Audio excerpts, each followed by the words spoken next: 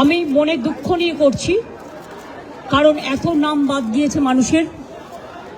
আমরা এখনো বলবো এটা সুপ্রিম কোর্টেরই অর্ডার ছিল।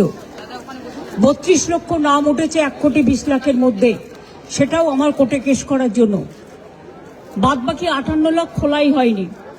তার মধ্যে কিছু বাদ হতে পারে যারা ডুপ্লিকেট ভোটার বা মৃত ভোটার। বাদ বাকি এমনকি অ্যাডজুডিকেশনে যে 27 লাখ কয়েক হাজার বাকি আছে, 50,000-এর 60,000-এর মতো, তাদের ভোটাধিকার দেওয়া উচিত বলে আমি মনে করি। পরে নাম তুলে কি হবে? তারা তো ভোটটা দিতে পারবে না। সুতরাং এটা তো সুপ্রিম কোর্টেরই অর্ডার ছিল।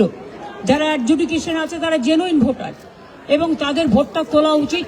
এটা সুপ্রিম কোর্টই বলেছিল যে তারা ট্রিব্যুনালে বাদবাকি লোকেরা যাবেন এবং ট্রিব্যুনালে সেটেলড হবে।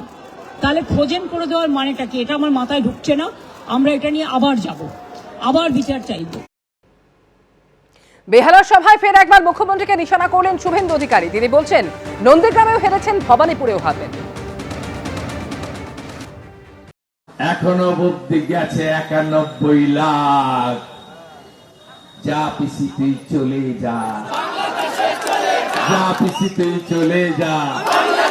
একটু আগে এক ঝুড়ি লোক নিয়ে ভবানীপুরে নমিনেশন করতে গেছে, এক ঝুড়ি। সেখানে বলেছে আপনারা সবটা দেখে নেন, আমি কিন্তু আসবো, ফিরে আসবো। আমি বল আপনার আশার হবে না। নন্দীগ্রামে হেরেছেন, ভবানীপুরেও হারবেন। প্রাক্তন মুখ্যমন্ত্রী হবে। মোদিজির ভাষায় सबका साथ सबका विकास तो होगा, सबका हिसाब भी होगा। পশ্চিমবঙ্গের ভোট নিয়ে আরো একবার কড়া বার্তা নির্বাচন কমিশনের। এবার ভোট হবে ভয় শূন্য, হিংসা মুক্ত। এবারের ভোটে কোনো জবরদস্তি হবে না। এবারের ভোটে কোনো রকম ছাপ্পা, বুথ জ্যামিং, সোর্স জ্যামিং হবে না। প্রথম দফা ভোটের যেখানে আর 15 দিন বাকি রয়েছে, তার আগে ফের একবার কড়া বার্তা দিল নির্বাচন কমিশন। সরাসরি রয়েছে আমাদের সঙ্গে প্রতিনিধি রুমা পাল।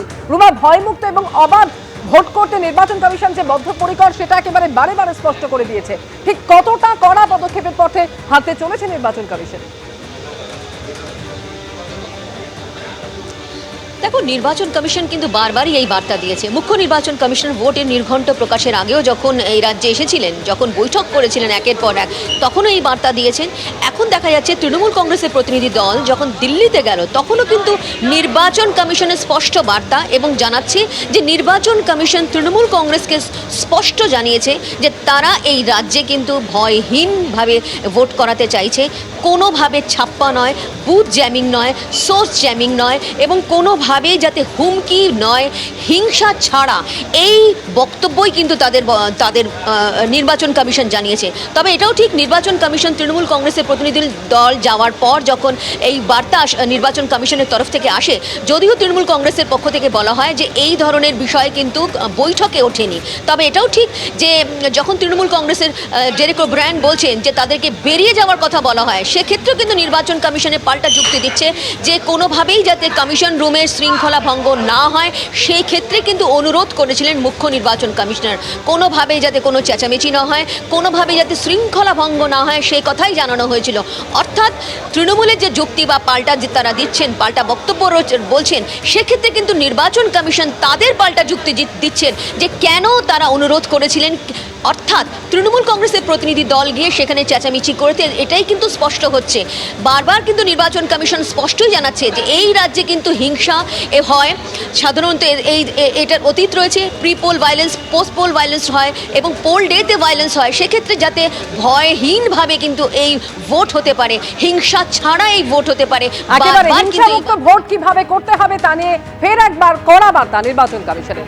ইতিমধ্যেই জানেন আপনারা যে এসআইআর এ রাজ্যে 90 লক্ষের বেশি ভোটারের নাম বাদ পড়েছে। 60 লক্ষ বিচারাধীন ছিল, যার মধ্যে 27,16,393 জনের নাম বাদ পড়েছে। এসআইআর এর খসড়া তালিকাতেই প্রথমে 58 লক্ষের নাম বাদ পড়েছিল এবং এরপরে যে চূড়ান্ত তালিকা প্রকাশিত হয়, সেখানে আরো 5.5 লক্ষের নাম বাদ পড়ে। আর এবার বিচারাধীন লিস্ট থেকে প্রায় 27 লক্ষের নাম বাদ পড়লো। আর এই নামবাদের তালিকায় একেবারে শীর্ষেই রয়েছে মুর্শিদাবাদ, তারপরেই রয়েছে উত্তর 24 পরগনা এবং মালদা।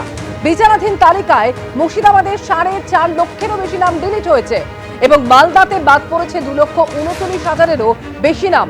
বিচারাধীন তালিকাতে 24 পরগনায় বাদ পড়েছে প্রায় 5.5 লক্ষ ভোটারের নাম। এবিপি আনন্দ, এগিয়ে থাকে, এগিয়ে রাখে।